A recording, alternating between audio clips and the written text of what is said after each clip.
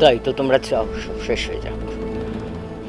তা কি কি শেষ হয়ে যাচ্ছে শুনি? আম্মা, ঘোর অন্যায়, ঘোর পাপ। এই, তোমার এইসব ন্যাকামি বন্ধ করো তো, একটু সরাসরি বলো কি হয়েছে। বলছি আম্মা, বলছি আমি। ওই যে জানেন না অফিসে যেরকম ঘুষ লেনদেন চলে, ঠিক সেরকম ঘুষ লেনদেন চলছে আমাদের এই বাড়িতে। ঘুষ লেনদেন হচ্ছে আমাদের এই বাড়িতে? তা কিসের ঘুষটা, কিসের? হ্যাঁ, সে কি ঘুষ আম্মা? হাতে হাতে ধরে ফেলেছি আম্মা, চাক্ষুষ ধরে ফেলেছি।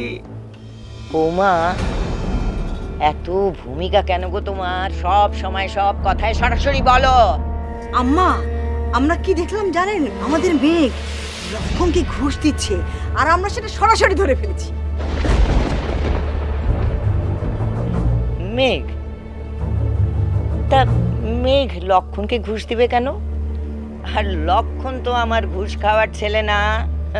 আম্মা, এইসব ভানভনিতা দেখে বিশ্বাস করা যায় না কে সত্য কে মিথ্যা। আপনি লক্ষণকে ডাকুন, তাহলেই পরিষ্কার হয়ে যাবে। লক্ষণের সাত পুরুষ এই বাড়িতে যে সততা দেখিয়েছে, লক্ষণ আর আপনার কাছে সৎ নেই আম্মা। আম্মা, আমরা যা বলেছি সিরিয়াসলি ভাবেন, সময় আছে, এখনো সময় আছে, নাহলে সব কিছু শেষ হয়ে যাবে আম্মা। লক্ষণ, আরে এই লক্ষণ। দিদা দেখেছেন? আচ্ছা লক্ষণ, তুই নাকি ঘুষ খাস? সে কি বলছেন দিদা? ঘুষ?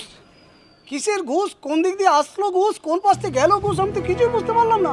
আমার চোখের সামনে দিয়ে ঘুষ চলে গেল, আমি তাকে ধরতে পারলাম না। এটা কি হলো দিদা? আম্মা দেখেছেন কেমন মিথ্যে মিথ্যে অভিনয় করে কথা বলছে?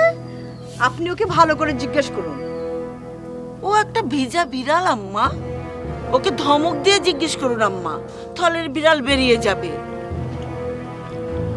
লক্ষণ, দিদা সত্যি করে বলতো, মেঘ কি তোকে কোনো ঘুষ টুস দিয়েছে? হ্যাঁ, আমি বুঝতে পেরেছি কি বলতে চেয়েছে, বুঝতে পেরেছি। দিদা আপনাকে আমি খোলামেলা কথা বলি, ওই যে আপনাকে তো জানিয়েছিল 1000 টাকা আমি মেঘ দিদিমণিকে দিয়েছিল। হ্যাঁ, এখন তার কাজে লাগেনি, মেঘ দিদিমণি আমাকে সেই টাকাটা আমার কাছে ফেরত দিতে এসেছে। আমি বললাম দিদিমণি টাকাটা ফেরত দেওয়ার দরকারটা কি? আমি তো আমার হিসাব খাতায় এই টাকাটা উঠে গেছে, দরকার নাই, টাকাটা তোমার কাছে রাখো, এটা যখন প্রয়োজন হবে খরচ করো, এই আর কি। আমার শুনেন, মেঘ তাকে টাকাটা ফেরত দিতে এসেছিল হয়তোবা, কিন্তু ওই টাকাটা কিন্তু হিসাবের খাতায় উঠতো না, যেত ওই লক্ষণের পকেটে। জি আম্মা, লক্ষণ এরকম অনেক দিন করেছে। ফেরত টাকাটা সে আর হিসাবের খাতায় তুলে না, সে তার পকেটে ভরে নেয়। এসবের প্রমাণ আমাদের কাছে আছে না? আছে। দেখুন সততা নিয়ে কোনো কথা বলবেন না, একদম কথা বলবেন না। হ্যাঁ, আপনার কি কি কি কি বলছেন বুঝতে পেরেছেন? আমার সততা নিয়ে প্রশ্ন তুলছেন? 7 পুরুষ এখানে কাজ করে গিয়েছে, কোনোদিন 5 পয়সা এখান থেকে সরায়নি, এরকম কোনো ইতিহাস নাই। আপনি প্রমাণ দেবেন? দিন না, দিন 2-4টা প্রমাণ দিন। যদি আপনি প্রমাণ দিতে পারেন, এই লক্ষণ এখানে বলে যাচ্ছে দিদার সামনে আর কখনো এই বাড়িতে পা বাড়াতে আসবে না।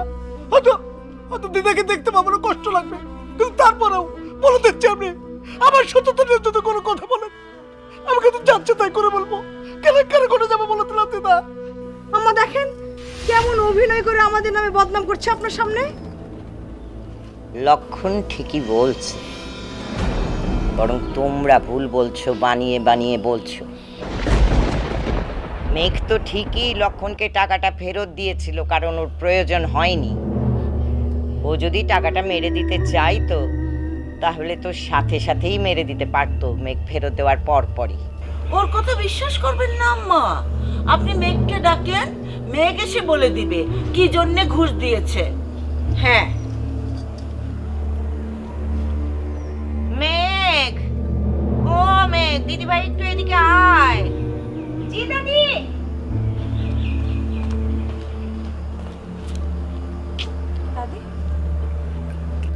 ও দিদি ভাই, মেঘ তুই নাকি এই লক্ষণকে ঘুষ দিতে চেয়েছিলি?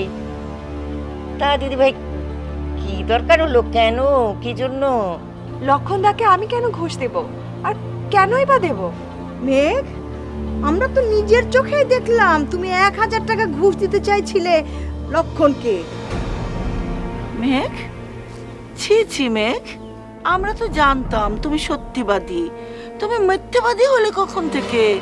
ছি ছি মেঘ, জমিদারি বাড়ির মেয়েরা মিথ্যে কথা বলে না।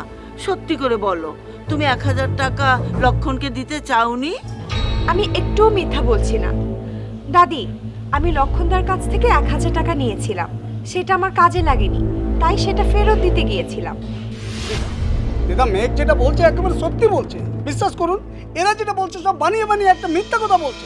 এরা তো রীতিমতো একটা প্রাসাদ ষড়যন্ত্র করছে, মানে প্রাসাদের যাতে সর্বনাশ হয়ে যায় সেই ব্যবস্থাপনা ওরা করছে। আমি তো বুঝতে পারছি, আমাকে তাড়ানোর জন্য এরা উঠে পড়ে লেগেছে, একেবারে একেবারে নীল নকশা করে ছাড়বে। আচ্ছা লক্ষণ, তুমি যাও তো, যাও যাও। না, দিদি ভাই, তুমি একটু যাও তো, ভেতরে যাও।